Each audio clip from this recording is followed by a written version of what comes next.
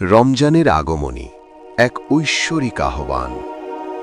হাজারো নক্ষত্রের ভিড়ে যেমন পূর্ণিমার চাঁদ নিজের মহিমায় উদ্ভাসিত হয়, ঠিক তেমনি ইসলামিক বর্ষপঞ্জির মাসগুলোর মধ্যে রমজান এক বিশেষ জ্যোতি নিয়ে আবির্ভূত হয়।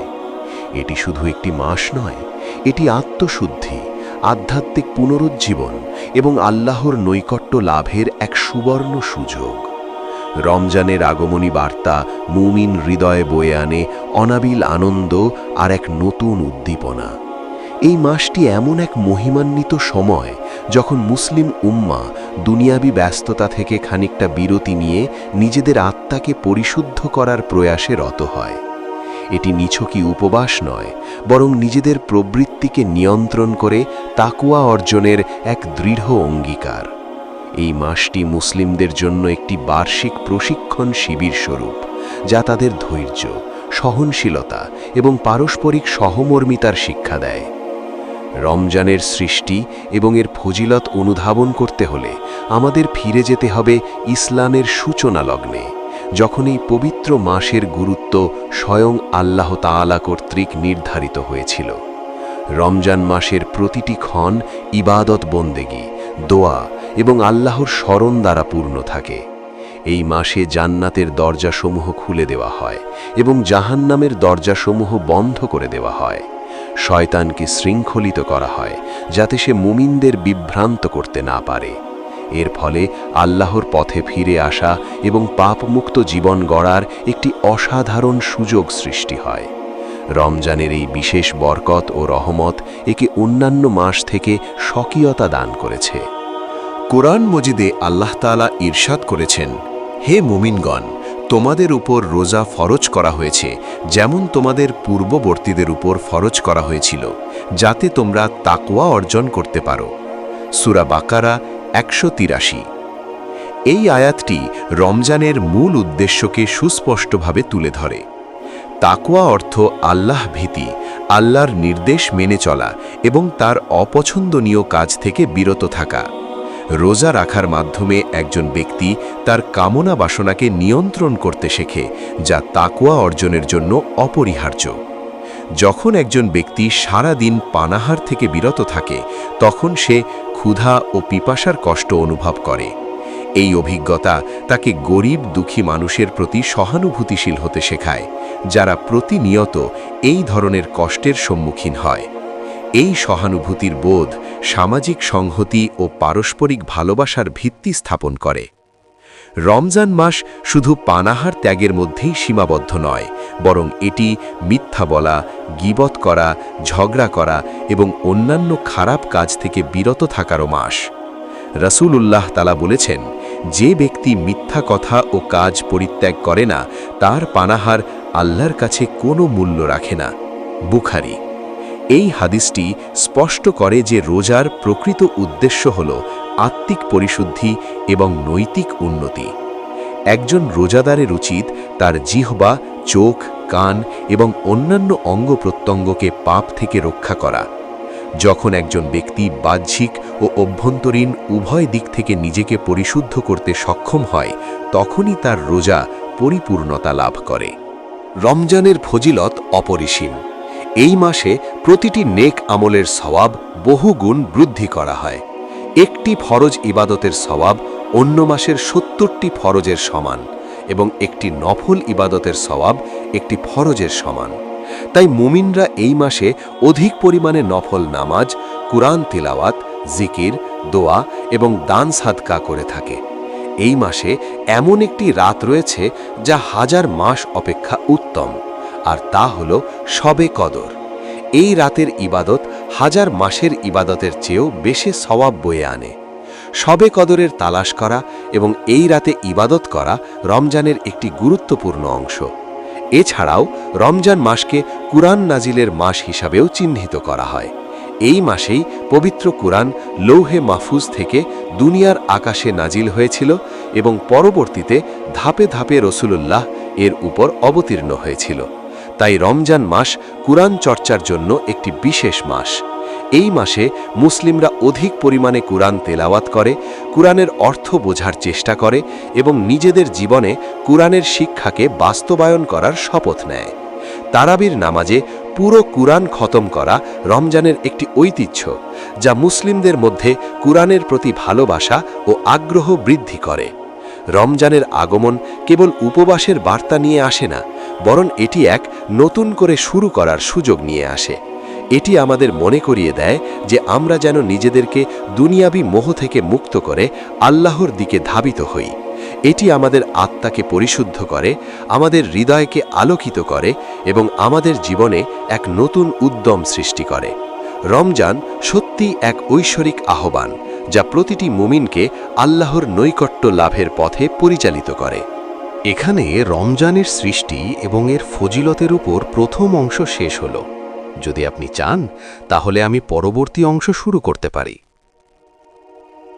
রমজানের ঐতিহাসিক পটভূমি ও কুরআনের নির্দেশ। রমজান মাসের পবিত্রতা এবং গুরুত্ব কেবলমাত্র আধ্যাত্মিক দিক থেকেই নয়, এর একটি সুদূর প্রসারী ঐতিহাসিক পটভূমিও রয়েছে। ইসলামের আগমনের বহু পূর্ব থেকেই বিভিন্ন ধর্মে উপবাস পালনের রেওয়াজ ছিল। তবে ইসলামে রমজানের রোজা একটি সুনির্দিষ্ট বিধান এবং এর উদ্দেশ্য ও পদ্ধতি অন্যান্য ধর্মাবলম্বীদের উপবাস থেকে সম্পূর্ণ ভিন্ন। রমজান মাসে রোজা ফরজ হওয়ার ঘটনাটি ইসলামের ইতিহাসে একটি যুগান্তকারী মুহূর্ত ছিল, যা মুসলিম উম্মার জীবনে নতুন মাত্রা যোগ করে। কুরআন মাজিদে আল্লাহ তাআলা স্পষ্ট ভাষায় রমজানের রোজা ফরজ হওয়ার ঘোষণা দিয়েছেন। সূরা বাকারার 183 থেকে 187 নং আয়াতে রোজার বিধান, এর উদ্দেশ্য, কারা রোজা রাখবে এবং কখন রোজা ভাঙবে সে সম্পর্কে বিস্তারিত নির্দেশনা দেওয়া হয়েছে। এটি নিছকই একটি আদেশ ছিল না, বরং এটি ছিল মুমিনদের আত্মিক এবং নৈতিক উন্নয়নের একটি সামগ্রিক কর্মসূচি। ইসলামের প্রথম দিকে যখন মদিনায় ইসলামী রাষ্ট্র প্রতিষ্ঠিত হয়েছিল, তখন মুসলমানরা মুহররম মাসের 10 তারিখে আশুরার রোজা রাখত। এই রোজা ছিল পূর্ববর্তী নবীদের সুন্নাত এবং ইহুদিদেরও এই দিনে রোজা রাখার প্রচলন ছিল। মহানবী সাল্লাল্লাহু আলাইহি ওয়াসাল্লাম নিজেও এই রোজা রাখতেন এবং সাহাবীদেরও রোজা রাখার নির্দেশ দিতেন। পরবর্তীতে হিজরতের দ্বিতীয় সনে অর্থাৎ 624 খ্রিস্টাব্দে শাবান মাসের মাঝামাঝি সময়ে রমজানের রোজা ফরজ হওয়ার আয়াত নাজিল হয়। এই আয়াত নাজিলের পর আশুরার রোজা নফলে পরিণত হয় এবং রমজানের রোজা মুসলিমদের জন্য আবশ্যিক ইবাদত হিসেবে নির্ধারিত হয়। কুরআনে আল্লাহ তাআলা বলেছেন, রমজান মাসই হল সে মাস যাতে কুরআন নাজিল করা হয়েছে, যা মানুষের জন্য হেদায়েত এবং সৎপথের সুস্পষ্ট নিদর্শন ও সত্য মিথ্যার পার্থক্যকারী। সুতরাং তোমাদের মধ্যে যে ব্যক্তি এই মাস পাবে সে যেন তাতে রোজা রাখে, আর যে অসুস্থ হবে অথবা সফরে থাকবে সে যেন অন্য দিনগুলো পূর্ণ করে নেয়। সূরা বাকারা 185 নম্বর আয়াত। এই আয়াতটি রমজানের দুটি প্রধান গুরুত্ব তুলে ধরে। প্রথমত, এটি কুরআন নাজিলের মাস এবং দ্বিতীয়ত, এই মাসে রোজা রাখা ফরজ। কুরআন নাজিলের ঘটনাটি ছিল মানবজাতির ইতিহাসে একটি অনন্য ঘটনা। কুরআন হল আল্লাহর পক্ষ থেকে মানবজাতির জন্য সর্বশেষ এবং সর্বশ্রেষ্ঠ হেদায়েতের গ্রন্থ।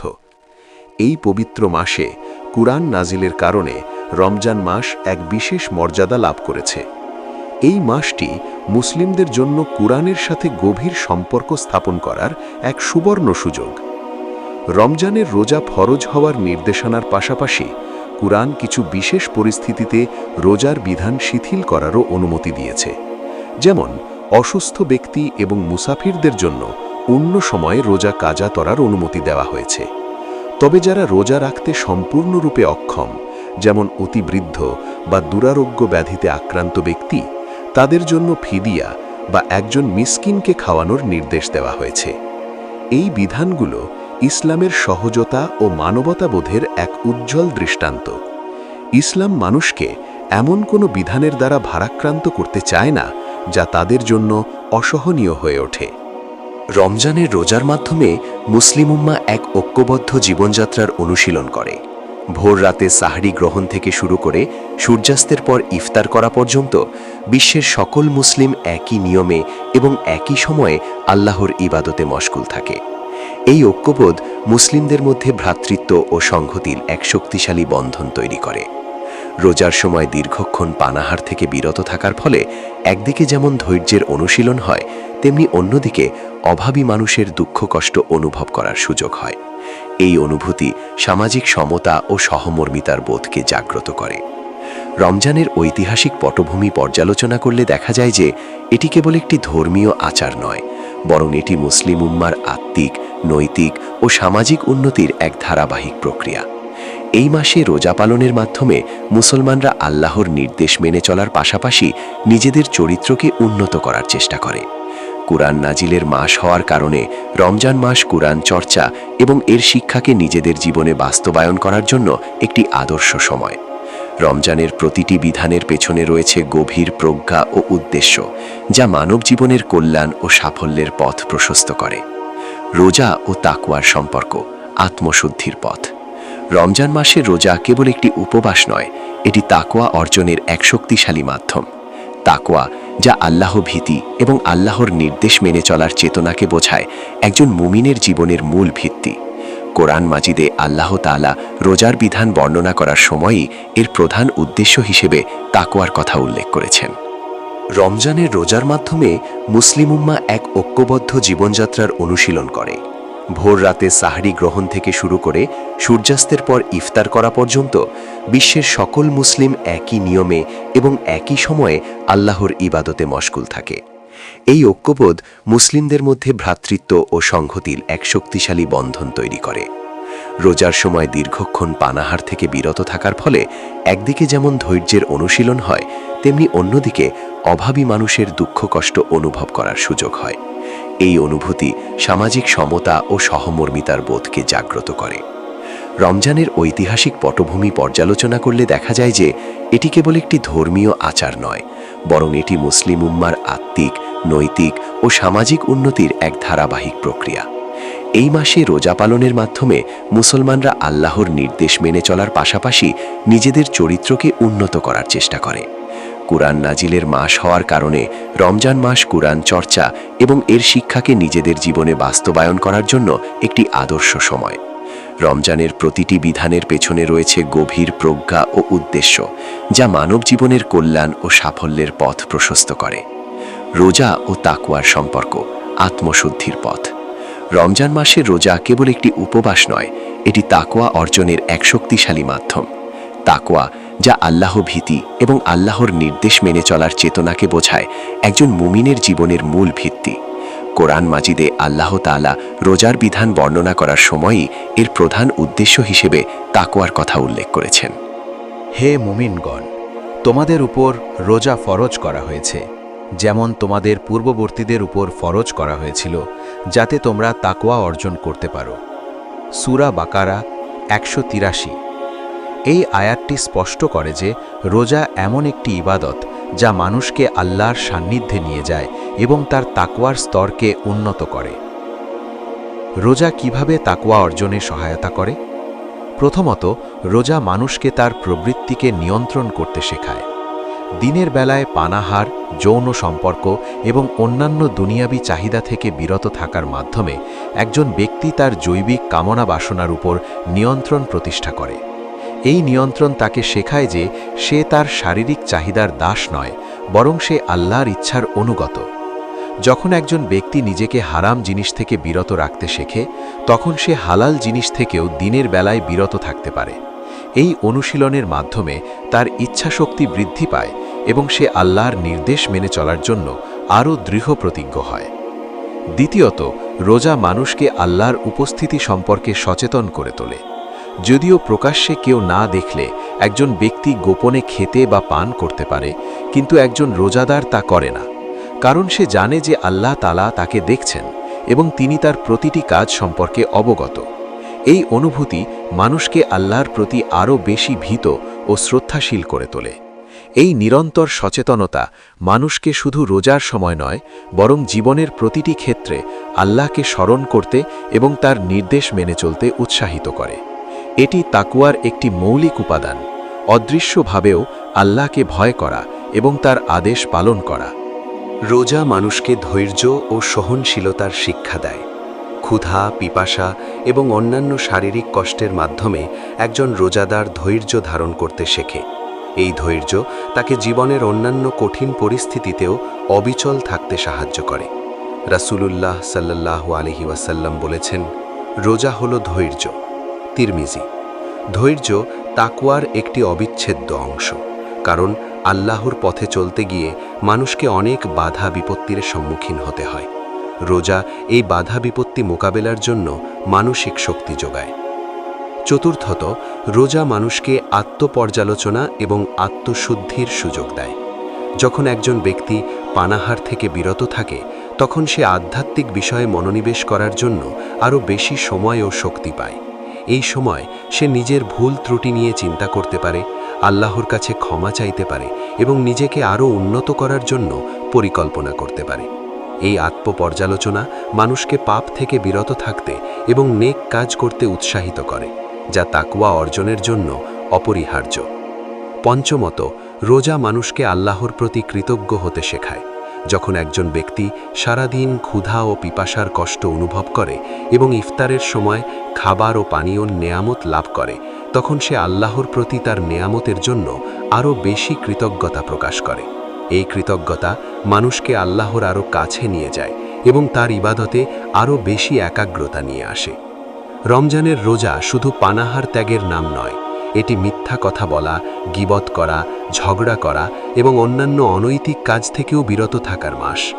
রাসূলুল্লাহ সাল্লাল্লাহু আলাইহি ওয়াসাল্লাম বলেছেন, যে ব্যক্তি মিথ্যা কথা ও কাজ পরিত্যাগ করে না, তার পানাহার ত্যাগ আল্লাহর কাছে কোনো মূল্য রাখে না। বুখারী। এই হাদিসটি স্পষ্ট করে যে রোজার প্রকৃত উদ্দেশ্য হল আত্মিক পরিশুদ্ধি এবং নৈতিক উন্নতি। একজন রোজাদারের উচিত তার জিহ্বা, চোখ, কান এবং অন্যান্য অঙ্গপ্রত্যঙ্গকে পাপ থেকে রক্ষা করা। যখন একজন ব্যক্তি বাহ্যিক এবং অভ্যন্তরীণ উভয় দিক থেকে নিজেকে পরিশুদ্ধ করতে সক্ষম হয়, তখনই তার রোজা পরিপূর্ণতা লাভ করে এবং তাকওয়া অর্জনের পথে সে এক ধাপ এগিয়ে যায়। অতএব রোজা এবং তাকওয়ার সম্পর্ক অবিচ্ছেদ্য। রোজা তাকওয়া অর্জনের একটি কার্যকরী উপায়, যা মানুষকে আল্লাহর সান্নিধ্য, আত্মনিয়ন্ত্রণ, ধৈর্য, আত্মশুদ্ধি এবং আল্লাহর প্রতি কৃতজ্ঞতা শেখায়। রমজানের এই প্রশিক্ষণ শিবির মুসলিমদের জীবনকে তাকওয়াপূর্ণ করে গড়ে তোলার এক অনন্য সুযোগ। রমজানের ফজিলত ও বরকত, সাওয়াবের অবারিত দ্বার। রমজান মাস মুসলিম উম্মাহর জন্য আল্লাহ তাআলার পক্ষ থেকে এক বিশেষ উপহার। এই মাসে আল্লাহ তাআলা তার বান্দাদের জন্য রহমত, মাগফিরাত এবং নাজাতের দুয়ার উন্মুক্ত করে দেন। রমজানের প্রতিটি মুহূর্ত ফজিলত ও বরকতে পরিপূর্ণ, যা অন্য কোনো মাসে খুঁজে পাওয়া যায় না। রাসূলুল্লাহ সাল্লাল্লাহু আলাইহি ওয়াসাল্লাম এই মাসের আগমনকে মুমিনদের জন্য সুসংবাদ হিসেবে ঘোষণা করেছেন এবং এর অসাধারণ মর্যাদার কথা বিভিন্ন হাদিসে বিশদভাবে বর্ণনা করেছেন। রমজানের সবচেয়ে বড় ফজিলত হল এই মাসে প্রতিটি নেক আমলের সোয়াব বহুগুণ বৃদ্ধি করা হয়। একটি ফরজ ইবাদতের সোয়াব অন্য মাসের ৭০টি ফরজের সমান এবং একটি নফল ইবাদতের সোয়াব একটি ফরজের সমান। এই কারণে মুসলিমরা রমজানে অধিক পরিমাণে ইবাদত, বন্দেগী, কোরআন তিলাওয়াত, জিকির, দোয়া এবং দান সদকা করে। তারা জানে যে এই মাসটি তাদের আমলের পাল্লাকে ভারী করার এক অতুলনীয় সুযোগ।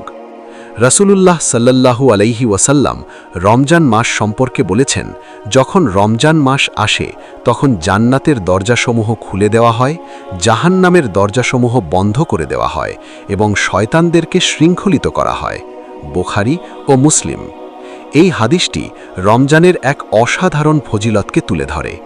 জান্নাতের দরজা খুলে দেওয়ার অর্থ হল এই মাসে নেক আমল করা সহজ হয় এবং জান্নাত লাভের সুযোগ বৃদ্ধি পায়।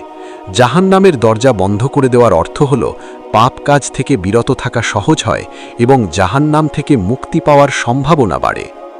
আর শয়তানকে শৃঙ্খলিত করার অর্থ হল শয়তানের কুমন্ত্রণায় এই মাসে দুর্বল হয়ে যায়, ফলে মুমিনদের জন্য ইবাদতে মনোনিবেশ করা সহজ হয়। এই পবিত্র পরিবেশে মুসলিমরা আরও বেশি একাগ্রতার সাথে আল্লাহর ইবাদত করতে পারে। রমজানের আরেকটি অসাধারণ ফজিলত হল এই মাসে রয়েছে কদরের রাত, লাইলাতুল কদর। আল্লাহ তাআলা কুরআন মাজিদে এই রাতের মর্যাদা সম্পর্কে বলেছেন, নিশ্চয়ই আমি এটিকে কুরআন কদরের রাতে নাজিল করেছি। আর কদরের রাত সম্পর্কে তুমি কি জানো? কদরের রাত 1000 মাস অপেক্ষা উত্তম। সূরা কদর 1 থেকে 3। 1000 মাস হলো প্রায় 83 বছর 4 মাস। তার মানে কদরের এক রাতের ইবাদত জীবনের দীর্ঘ সময়ের ইবাদতের চেয়েও বেশি সওয়াব বয়ে আনে।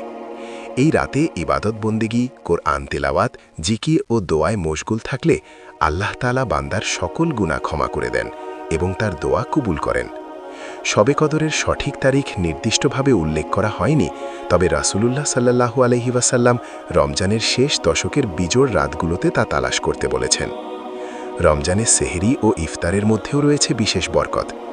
সেহরি খাওয়ার মধ্যে বরকত রয়েছে এবং রাসূলুল্লাহ সাল্লাল্লাহু আলাইহি ওয়াসাল্লাম সেহরি খেতে উৎসাহিত করেছেন। তিনি বলেছেন, তোমরা সেহরি খাও, কেননা সেহরিকে বরকত রয়েছে। বুখারী ও মুসলিম। ইফতারের সময় হল দোয়া কবুলের এক বিশেষ মুহূর্ত। রাসূলুল্লাহ সাল্লাল্লাহু আলাইহি ওয়াসাল্লাম বলেছেন, রোজাদারের জন্য দুটি আনন্দ, একটি হলো ইফতারের সময় এবং আরেকটি হলো তার রবের সাথে সাক্ষাতের সময়। বুখারী ও মুসলিম। ইফতারের আগে করা দোয়া আল্লাহ তাআলা প্রত্যাখ্যান করেন না, তাই ইফতারের সময় মুসলিমরা আল্লাহর কাছে নিজেদের প্রয়োজন ও গুনাহ মাফের জন্য বিনম্রভাবে প্রার্থনা করে। রমজান মাস পাপ মোচনেরও মাস। রাসূলুল্লাহ সাল্লাল্লাহু আলাইহি ওয়াসাল্লাম বলেছেন, যে ব্যক্তি ঈমানের সাথে ও সওয়াবের আশায় রমজানের রোজা রাখে তার পূর্ববর্তী সকল গুনাহ ক্ষমা করে দেওয়া হয়। বুখারী ও মুসলিম। এই হাদিসটি মুসলিমদের জন্য এক বিশাল সুসংবাদ। এটি তাদের উৎসাহিত করে যেন তারা নিষ্ঠা ও একাগ্রতার সাথে রোজা পালন করে এবং আল্লাহর কাছে নিজেদের গুনাহ মাফের জন্য প্রার্থনা করে। এছাড়াও রমজান মাসে ফিদিয়া ও জাকাতুল ফিতর আদায়ের বিধান রয়েছে, যা গরিব ও অসহায়দের প্রতি সহানুভূতি প্রকাশের এক অনন্য সুযোগ। এর মাধ্যমে মুসলিমরা তাদের সম্পদের একটি অংশ অভাবী মানুষের মাঝে বিতরণ করে, যা সামাজিক সংহতি ও ভ্রাতৃত্বকে আরও সুদৃঢ় করে। সংক্ষেপে, রমজান মাস হল আল্লাহ তাআলার পক্ষ থেকে এক মহিমান্বিত সুযোগ। এই মাসে মুমিনরা ইবাদত বন্দেগী, আত্মশুদ্ধি এবং আল্লাহর নৈকট্য লাভের মাধ্যমে নিজেদের জীবনকে ধন্য করতে পারে। এর ফজিলত ও বরকত এত ব্যাপক যে কোনো মুমিনেরই উচিত নয় এই মাসটিকে অবহেলায় কাটিয়ে দেওয়া। রোজার প্রকারভেদ ও শরীয়তের বিধান। ফিকহি দৃষ্টিকোণ। রমজানের রোজা ইসলামের পঞ্চস্তম্ভের অন্যতম এবং এর বিধানাবলী সম্পর্কে স্পষ্ট জ্ঞান থাকা প্রতিটি মুসলিমের জন্য অপরিহার্য। রোজা শুধু পানাহার ত্যাগের মধ্যেই সীমাবদ্ধ নয়, বরং এর সাথে সংশ্লিষ্ট রয়েছে বেশ কিছু শরীয়তের নির্দেশ ও ফিকহি মাসালা, যা রোজার শুদ্ধতা ও কবুলিয়াতের জন্য গুরুত্বপূর্ণ। রোজার প্রকারভেদ, এর শর্তাবলী, রোজা ভঙ্গের কারণসমূহ এবং কাজা ও কাফফারা সংক্রান্ত বিধানাবলী এই অংশে আলোচনা করা হবে। রোজার প্রকারভেদ। ইসলামে মূলত দুই প্রকারের রোজা প্রচলিত আছে। এক, ফরজ রোজা। রমজান মাসের রোজা ফরজ। এটি প্রত্যেক সুস্থ প্রাপ্তবয়স্ক মুসলিমের উপর আবশ্যক, যারা মুসাফির নয় এবং শরীয়তসম্মত কোনো ওজর নেই। এছাড়া মানতের রোজা এবং কাফফারার রোজাও ফরজের অন্তর্ভুক্ত। 2, নফল রোজা। ফরজ রোজা ব্যতীত অন্যান্য সময়ে সওয়াবের উদ্দেশ্যে যে রোজা রাখা হয় তা নফল রোজা, যেমন আইয়ামে বীজ, প্রতি চান্দ্র মাসের 13, 14 ও 15 তারিখের রোজা, শাওয়ালের 6 রোজা, আরাফাতের দিনের রোজা, আশুরার রোজা, সোম ও বৃহস্পতিবারের রোজা ইত্যাদি। নফল রোজা রাখা সুন্নাত ও মুস্তাহাব। রোজার শর্তাবলী। একটি রোজা সহি বা শুদ্ধ হওয়ার জন্য কিছু মৌলিক শর্ত রয়েছে। 1, ইসলাম। রোজাদারকে মুসলিম হতে হবে, অমুসলিমদের উপর রোজা ফরজ নয়। 2, আকল, জ্ঞান। রোজাদারকে জ্ঞান সম্পন্ন হতে হবে, পাগল ব্যক্তির উপর রোজা ফরজ নয়। 3, বুলুগ, প্রাপ্তবয়স্কতা।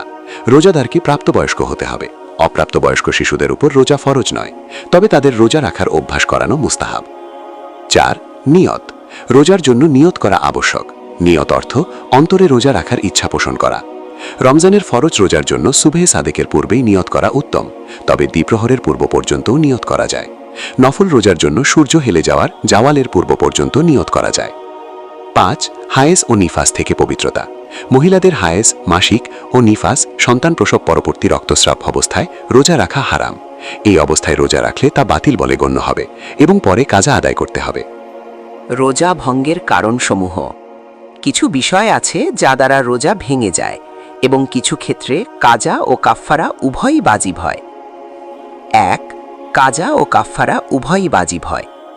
স্বেচ্ছায় পানাহার করলে, স্বেচ্ছায় সহবাস করলে, ইচ্ছাকৃতভাবে বমি করলে যদি মুখ ভরে বমি হয়, কোনো খাদ্যদ্রব্য বা ওষুধ সেবন করলে যা সাধারণত খাদ্য বা ওষুধ হিসেবে ব্যবহৃত হয়। 2. শুধু কাজা বাজিব হয়, কাফফারা নয়। ভুলক্রমে কিছু খেয়ে বা পান করে রোজা ভেঙে ফেললে পরবর্তীতে স্মরণ হলে, ঘুমন্ত অবস্থায় কিছু খেয়ে বা পান করলে, অনিচ্ছাকৃতভাবে বমি হলে, ইনজেকশন বা স্যালাইন নিলে যদি তা পুষ্টিকর হয়, কানে বা নাকে ওষুধ ঢাললে, স্ত্রীর সাথে সহবাস করার পর বা অন্য কোনো কারণে ফরজ গোসল বিলম্বিত হলে, রাত মনে করে সুবহে সাদিকের পর সেহেরি খেলে বা সুবহে সাদিক হয়ে গেছে জেনেও খাওয়া চালিয়ে গেলে, সূর্য ডুবে গেছে মনে করে ইফতার করলে কিন্তু পরে দেখা গেল সূর্য তখনও অস্ত যায়নি, মাসিক বা নিফাস শুরু হলে, ইচ্ছাকৃতভাবে মুখ ভরে বমি করলে, কুলি করার সময় অসতর্কতাবশত পানি গিলে ফেললে। 3. রোজা মাকরুহ হওয়ার কারণ। অনর্থক জিনিস চিবানো, বিনা ওজরে কোনো জিনিসের স্বাদ গ্রহণ করা। রোজা অবস্থায় মেসওয়াক করা জায়েজ, তবে টুথপেস্ট ব্যবহার মাকরুহ। কুলি করার সময় বেশি পানি ব্যবহার করা। কাজা ও কাফফারা। কাজা রোজা ভেঙে গেলে বা না রাখতে পারলে সেই রোজা পরবর্তীতে অন্য দিনে আদায় করাকে কাজা বলে। প্রতিটি ভাঙা রোজার জন্য একটি কাজা রোজা রাখতে হয়। অসুস্থতা বা সফরের কারণে রোজা না রাখতে পারলে পরবর্তীতে সুস্থ হয়ে বা সফর শেষ করে কাজা আদায় করতে হয়। কাফফারা রমজানের ফরজ রোজা ইচ্ছেকৃতভাবে ভাঙলে কোনো শরীয়তসম্মত কারণ ছাড়া সেই রোজার কাজা আদায়ের পাশাপাশি কাফফারা আদায় করাও ওয়াজিব। কাফফারা হলো 60টি রোজা লাগাতার রাখা, অথবা 60 জন মিসকিনকে একবেলা খাবার খাওয়ানো, অথবা একজন গোলাম আজাদ করা, যা বর্তমানে প্রায় অসম্ভব।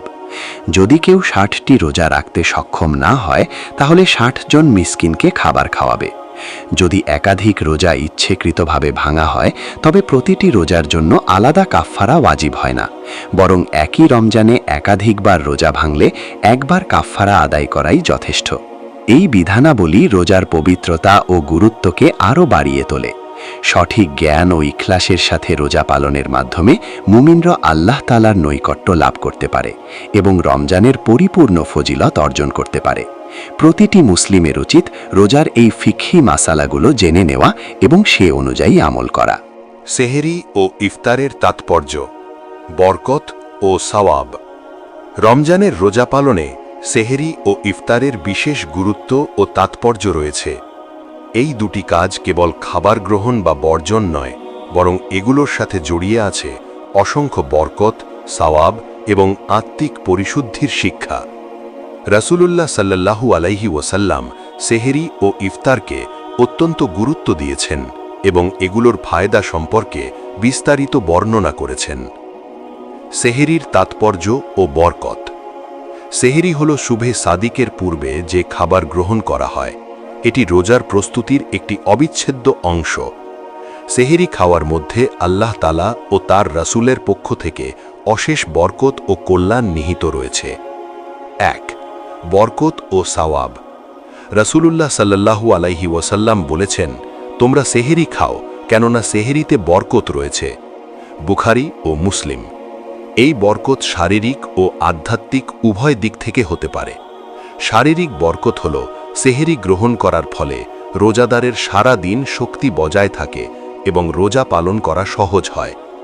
আধ্যাত্মিক বরকত হল সেহেরি সুন্নত পালনের কারণে সওয়াব লাভ হয় এবং আল্লাহর পক্ষ থেকে রহমত বর্ষিত হয়। 2. ইহুদি ও খ্রিস্টানদের থেকে পার্থক্য। সেহেরি খাওয়ার আরেকটি তাৎপর্য হল এটি মুসলিমদের রোজা পালনের পদ্ধতিকে ইহুদি ও খ্রিস্টানদের উপবাস থেকে পৃথক করে। রাসূলুল্লাহ সাল্লাল্লাহু আলাইহি ওয়াসাল্লাম বলেছেন, আমাদের রোজা এবং আহলে কিতাবের রোজার মধ্যে পার্থক্য হল সেহেরি গ্রহণ করা। মুসলিম। এই পার্থক্য মুসলিমদের ধর্মীয় স্বকীয়তা বজায় রাখে। 3. ফজর নামাজে সাহায্য। সেহেরি খাওয়ার কারণে রোজাদার ফজর নামাজের জন্য সজাগ ও শক্তিশালী থাকে। যারা সেহেরি খায় না তাদের জন্য ফজর নামাজে ওঠা এবং একাগ্রতার সাথে নামাজ আদায় করা কঠিন হতে পারে। সেহেরি মুসলিমদের ফজর নামাজের জামাতে উপস্থিত হতেও উৎসাহিত করে। 4. আল্লাহর রহমত ও ফেরেশতাদের দোয়া। রাসূলুল্লাহ সাল্লাল্লাহু আলাইহি ওয়াসাল্লাম বলেছেন, আল্লাহ তাআলা সেহরি গ্রহণকারীদের প্রতি রহমত বর্ষণ করেন এবং ফেরেশতারা তাদের জন্য দোয়া করেন। মুসনাদে আহমদ। এটি সেহরির এক অসাধারণ ফজিলত।